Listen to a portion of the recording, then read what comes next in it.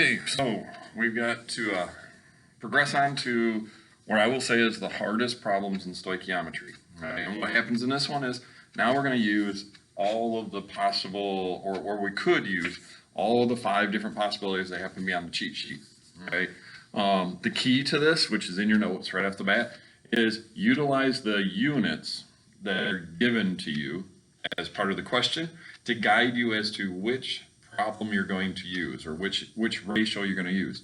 Now, the one unfortunate piece is don't utilize moles unless that's all they give you, all right? Because if you notice in these, basically moles is in almost every single one, all right? So moles isn't going to help you try and decide which one. So you got to look at what's the other thing that's there. So it says mass or grams, then you can use this one or you can use this one, all right? If it says volume or liters, then we're using this guy right here, the red one. If it says how many particles, how many atoms, how many formula units, how many molecules, then we're talking this guy down here, right?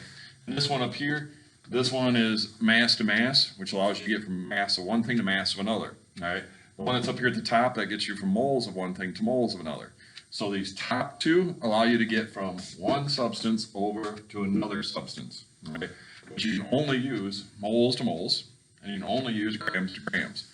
If it's some other set of units, then you got to use the bottom ones down here in order to change the units. That's what these do. Change the units into something that's up at the top to allow you to get from one substance to another. Right? So the problem that's in the notes, right, I'm going to go through this one with you.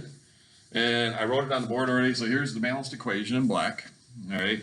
And then above it, I've got what they gave you. And they gave you that you have 98.3 liters of H2. And what we're trying to find is X molecules of NH3. Now, if you notice in both of those, the units are different. We got liters and we got molecules. So I can't do this in one step, all right? There's no way, because the only way I can do it in one step is if it was moles to moles, or if it was grams to grams. That would be the only thing. So this is going to take multiple steps. I will tell you, actually, it's going to take 3 different steps. That's why I say these are about as bad as they will get in this whole process. Right? And again, utilize the units. We always start with the one that's got a number first. So here's my number, 98.3, and it says liters. Because it says liters, what's the only thing over here I can use? The only one that's got liters is the red one. So I'm going to use that one, right? So we're going to use that to start with. So I've got 22.4 liters per 1 mole. And now right up here, this is step number 1. Right, and then from there, well, I don't have 22.4 liters, I have 98.3 liters of H2. And I want to find out X moles of H2 that is. All right, so I'm going to cross multiply 22.4 times X equals 1 times 98.3. Now I got to get X by itself, divide both sides by 22.4. That lets me get rid of that. X equals, and in your notes, it says X equals 4.39, and that is moles of H2. So we now know that this 98.3 is actually 4.39 moles. So I'm going to cross off the 98.3 now, because now we know something else. Now we know moles. Right, well, I'm trying to get over to NH3. Well, now that I know moles, can I utilize one of these 2 up here that allows me to get from one thing to another? Oh, hey, I can use moles. I can use that. All right. So let's go to step number 2. And step number 2, we're going to use moles to moles. So according to the cheat sheet, I got to use my balanced equation. Well, it's 3 moles of H2 gives me 2 moles of NH3. So 3 moles of H2 will give me 2 moles of NH3. So that came from the balanced equation. But then I don't have 3 moles, I have 4.39. moles of H2. And we're going to find X moles of NH3 that equals. All right, so now we cross multiply 3 times X equals 2 times 4.39. Gotta get X by itself. Oops, not 2, gotta divide by 3. That gets rid of that, so now X equals a certain number, which is 2.93. And that's moles of NH3. So now we know that this up here equals 2.93 moles. Okay, so now we don't have to worry about this over here. We now know that we have 2.93 moles of NH3. Now I'm trying to get to molecules. Well, which of these equations over here is counting molecules? All right.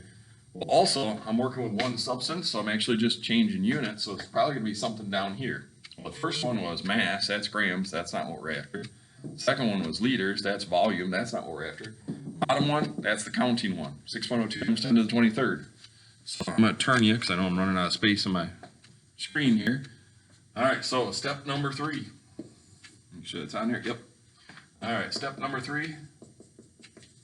So now we're going to use 6.02 times 10 to the 23rd, and we're looking at molecules of NH3 is 1 mole of NH3.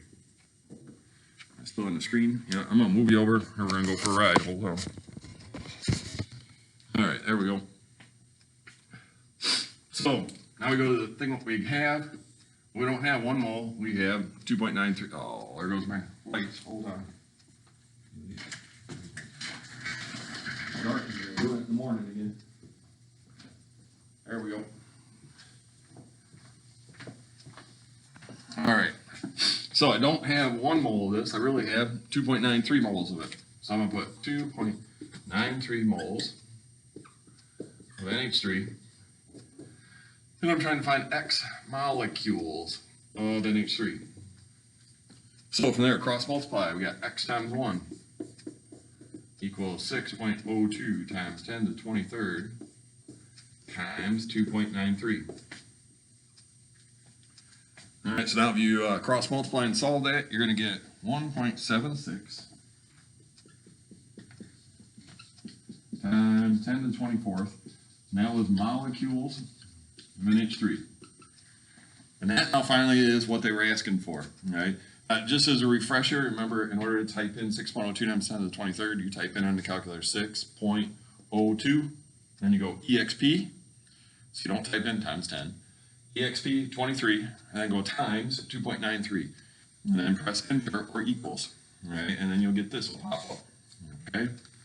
So again, this is as bad as it's going to get. And I wish I could say, okay, I'm going to give you every possible question there can be, but I can't, because the thing is we can jump around on these ratios that I had over on the right hand side of the screen. Right, we can jump around on all those. And the key to this, in order to do these, is utilize the units. And that's what I tried to do up here. Is we started with liters, so that's why we did this ratio here.